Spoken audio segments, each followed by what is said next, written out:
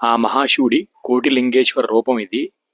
ఈ కోటిలింగేశ్వర రూపంలో ప్రత్యేకత ఏంటంటే 4 దిక్కుల్లో 4 ద్వారాలుంటాయి. 4 దిక్కుల్లో కూడా 4 రకాలుగా ఉంటాడు ఆయన.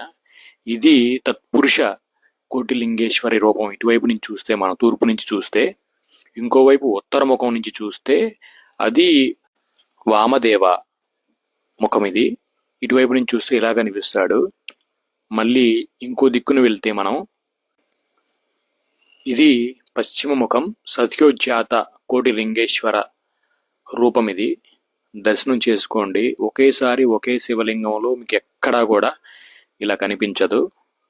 మీ జన్మ ధన్యమైపోతుంది.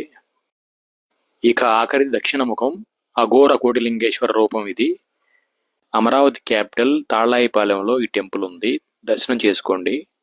41 రోజులు మీరు ఒక్క రోజు కూడా వదలకుండా ప్రతిరోజు ఉదయాన్నే శివాలయానికి వెళ్ళి శివుని దర్శనం చేసుకొని, అయ్యా నేను కర్మఫలం తెలుసుకున్నాను, నీ దాసుణ్ణి, నువ్వేం చెప్తే అది చేస్తాను, నన్ను క్షమించు తప్పులు చేస్తే అని కోరుకొని 41 రోజులు వెళ్ళండి. తర్వాత ఎంత పెద్ద సమస్య అయినా మీకు